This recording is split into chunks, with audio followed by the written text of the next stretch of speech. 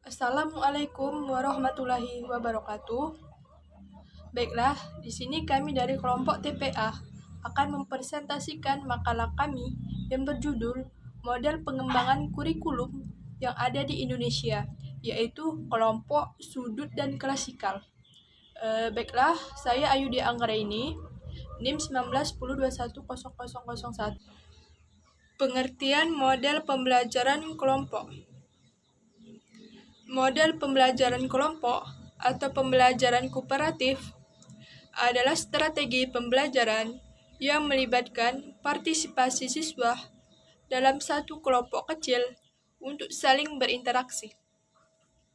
Dengan sistem pembelajaran kooperatif akan memungkinkan guru untuk mengelola kelas dengan lebih efektif dan siswa dapat saling membelajarkan sesama siswa lainnya. Dalam pembelajaran ini akan tercipta sebuah interaksi yang lebih luas, yaitu interaksi dan komunikasi yang dilakukan antara guru dengan siswa, siswa dengan siswa, dan siswa dengan guru. Pembelajaran kooperatif merupakan pembelajaran gotong royong, yaitu sistem pembelajaran yang memberikan kesempatan kepada peserta didik untuk bekerja sama dengan siswa lain dan tugas yang terstruktur. Sugianto, pembelajaran kooperatif adalah model pembelajaran yang berfokus pada penggunaan kelompok kecil siswa untuk bekerja sama dan memaksimalkan kondisi belajar untuk mencapai tujuan belajar. Pembelajaran kooperatif adalah pemanfaatan kelompok kecil untuk memaksimalkan potensi pembelajaran anggotanya dalam satu kelas, sedangkan menurut Solehartin dan Harjo dan Rianto, dalam 2010, pembelajaran kooperatif adalah sistem pembelajaran yang memberikan kesempatan kepada anak didik untuk bekerja sama dengan peserta didik dan tugas-tugas terstruktur dan guru sebagai petindak fasilitator. Pandangan Vygotsky juga meyakini bahwa komunikasi atau dialog dengan guru dengan siswa sangatlah penting dan benar-benar menjadi sarana untuk anak berkembang atau mengembangkan konsep baru dan memikirkan cara mereka untuk memahami konsep-konsep tingkat tinggi. Dengan kelompok belajar, memberikan kesempatan kepada anak agar menjadi lebih aktif dan mengungkapkan sesuatu apa yang dipikirkan anak kepada teman akan membantunya melihat sesuatu dengan jelas. Pembelajaran kooperatif akan efektif digunakan apabila yang pertama, guru menekankan usaha bersama di samping usaha secara individual. Yang kedua, guru menghendaki pemerataan perolehan hasil belajar. Yang ketiga, guru ingin menanamkan yaitu tutor sebaya atau belajar melalui teman. Yang keempat, guru menghendaki adanya pemerataan partisipasi aktif siswa. Materi selanjutnya akan dijelaskan oleh pemateri yang kedua. Assalamualaikum warahmatullahi wabarakatuh. Perkenalkan, saya Ina Safira Fatia. Di sini saya akan melanjutkan materi yang telah disampaikan oleh saudari Ayudi Anggraini. Materi yang akan saya sampaikan yaitu B. Pengelolaan kelas dalam pembelajaran kelompok. Pengelolaan kelas meliputi penataan ruang maupun pengorganisasian anak yang disesuaikan dengan kebutuhan dan program yang direncanakan akan membantu terwujudnya pembelajaran kelas yang optimal. Adapun hal-hal yang harus kita perhatikan dalam pengelolaan kelas yaitu ada 4. Yang pertama, penataan perabot di ruangan harus disesuaikan dengan kegiatan yang akan dihasilkan. Hal ini ditujukan guna mendukung proses pembelajaran anak sehingga dapat mendorong anak lebih kreatif dalam mengikuti pembelajaran yang akan kita sampaikan. Yang kedua, pengelompokan metode inklusi anak disesuaikan dengan kebutuhan sehingga anak merasa lebih leluasa dalam bergerak di ruangan kelas. Dalam waktu mengikuti kegiatan, anak tidak selalu duduk di kursi, tapi ada juga waktu untuk anak duduk di tikar ataupun karpet di dalam kelas.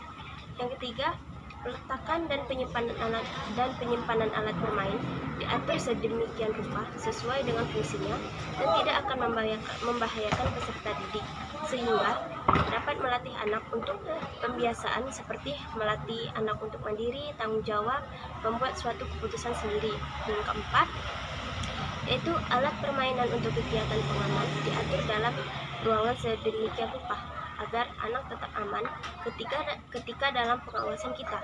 Hal ini dapat berfungsi apabila diperlukan untuk anak didik. Alat-alat permainannya juga terdiri atas balok-balok bangunan, macam-macam mainan kendaraan, kotak menara, puzzle, dan lain sebagainya. Baiklah, mungkin itu saja yang bisa saya sampaikan. Wassalamualaikum warahmatullahi wabarakatuh. Assalamualaikum warahmatullahi wabarakatuh. Perkenalkan, nama saya Ola Lilana, NIM 1920210014, perwakilan dari kelompok TPA. Baiklah, di sini saya akan menjelaskan tentang kelebihan dan kekurangan model pembelajaran kelompok. Kelebihannya yaitu yang pertama, siswa tidak terlalu tergantung pada guru. Keberhasilan dan penyelesaian tugas tergantung pada usaha yang dilakukan oleh kelompok tersebut. Yang kedua, memberdayakan setiap siswa untuk lebih bertanggung jawab. Keberhasilan kelompok sangat tergantung dari masing-masing anggota kelompoknya.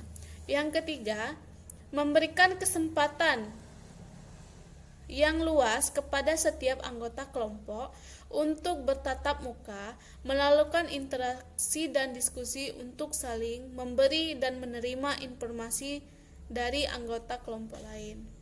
Yang keempat, partisipasi dan komunikasi siswa dalam kegiatan pembelajaran.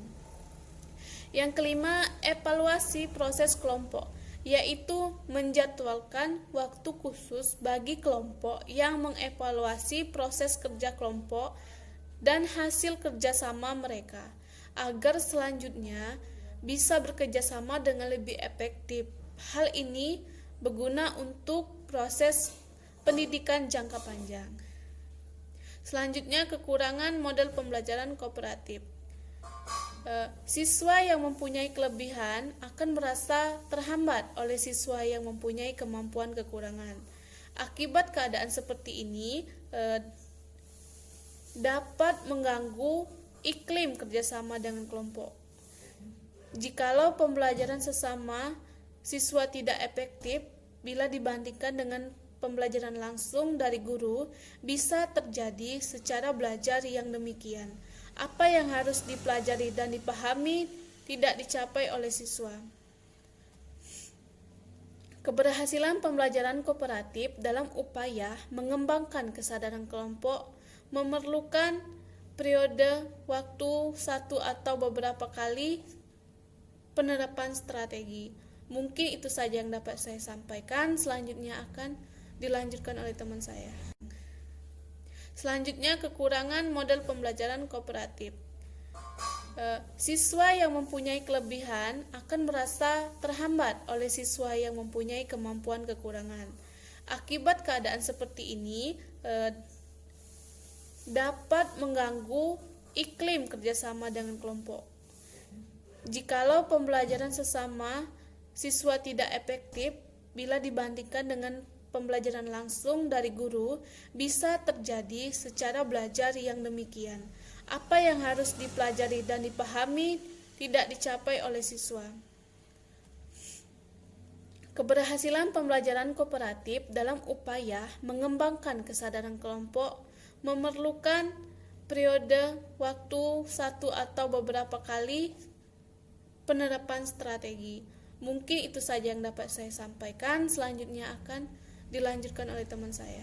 Baiklah, di sini saya Monika Miansari akan menjelaskan mengenai pengertian model pembelajaran sudut. Kegiatan belajar mengajar dengan model pembelajaran berdasarkan sudut-sudut kegiatan menggunakan langkah-langkah pembelajaran hampir sama dengan model pembelajaran area. Hanya sudut-sudut kegiatan selayaknya lebih bervariasi dan sering diganti disesuaikan dengan tema dan subtema yang dibahas. Jumlah sudut yang disediakan 5 sudut dalam penggunaannya disesuaikan dengan program program yang direncanakan dengan kisaran 2-5 sudut. Dalam kondisi tertentu dimungkinkan satu sudut lebih dari satu kegiatan. Alat-alat yang disediakan pada sudut-sudut kegiatan selayaknya lebih bervariasi dan sering diganti, disesuaikan dengan tema dan subtema yang dibahas. Beberapa hal yang perlu diperhatikan dalam pengelolaan kelas pada model pembelajaran berdasarkan sudut-sudut kegiatan adalah pengaturan alat bermain dan perabot di ruang, termasuk meja, kursi, dan luasnya ruangan, disesuaikan dengan kegiatan yang akan dilaksanakan, khususnya pada sudut-sudut kegiatan. Sumber belajar dan hasil kegiatan anak dapat dipajang di papan dan di dinding ruangan. Hasil karya anak dapat juga disimpan di laci masing-masing anak sebagai portofolio. Setelah digunakan untuk pembelajaran, alat bermain dirapikan dan disimpan sedemikian rupa sehingga dapat melatih anak untuk pembiasaan yang ingin dicapai seperti kemandirian, tanggung jawab, membuat keputusan, kebiasaan mengatur kembali peralatan, dan sebagainya. Baiklah, perkenalkan nama saya Nadela Harmonisa. Di sini saya akan menyampaikan materi yang selanjutnya, yaitu tentang langkah-langkah kegiatan pembelajaran sudut. Yang pertama, kegiatan awal kurang lebih 30 menit. Kegiatan yang dilaksanakan adalah bernyanyi, berdoa, mengucap salam, membicarakan tema atau subtema, diskusi kegiatan yang akan dilaksanakan, melakukan kegiatan fisik atau motorik. Yang kedua, kegiatan inti kurang lebih 60 menit secara individual di sudut-sudut kegiatan. Sebelum melakukan kegiatan inti, pendidik bersama membicarakan tugas-tugas yang diprogramkan di sudut-sudut kegiatan. Setelah itu, pendidik menjelaskan kegiatan-kegiatan yang akan dilaksanakan di setiap sudut kegiatan yang diprogramkan. Sudut yang dibuka setiap hari disesuaikan dengan indikator yang dikembangkan dan sarana alat pembelajaran yang ada. Kemudian anak dibebaskan untuk memilih sudut kegiatan yang disukai sesuai dengan minatnya. Anak dapat berpindah sudut kegiatan sesuai dengan minatnya tanpa ditentukan oleh pendidik. Yang ketiga, istirahat makan kurang lebih 30 menit. Kegiatan makan bersama menanamkan pembiasaan yang baik, misalnya mencuci tangan, berdoa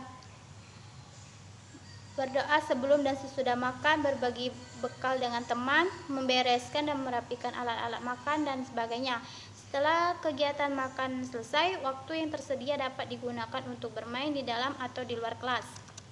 Yang terakhir yaitu kegiatan akhir, kurang lebih 30 menit.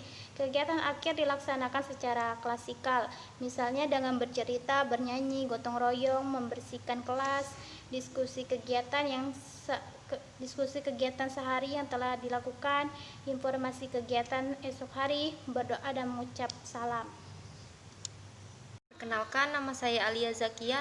Di sini saya akan melanjutkan materi yang selanjutnya. F. Penilaian model pembelajaran PAUD pendekatan sudut. Penilaian yang dilakukan pada pembelajaran ini sama dengan penilaian pada model pembelajaran kelompok dengan kegiatan pengaman, yaitu selama kegiatan pembelajaran berlangsung, pendidik mencatat segala hal yang terjadi, baik terhadap perkembangan peserta didik maupun program kegiatan sebagai dasar bagi keperluan penilaian. Sudut-sudut kegiatan yang dimaksud adalah yang pertama itu sudut ketuhanan. Alat-alat yang ditempatkan adalah tempat ibadah, peralatan ibadah, gambar-gambar alat lainnya yang sesuai dengan keagamaan. Yang kedua itu sudut keluarga. Alat-alat pada sudut keluarga terdiri dari kursi tamu, meja makan, peralatan dapur, peralatan ruang kamar tidur, boneka berbagai jenis, dan peralatan lain di ruang tamu. Yang ketiga, sudut alam sekitar dan pengetahuan. Alat-alat pada sudut alam sekitar dan pengetahuan terdiri dari akuarium atau meja atau rak untuk benda-benda objek pengetahuan, kulit kerang, biji-bijian, batu-batuan, kaca pembesar, timbangan, magnet, dan alat untuk menyelidiki alam sekitar, gambar-gambar tentang alam sekitar dan gejala alam. Yang keempat, sudut pembangunan.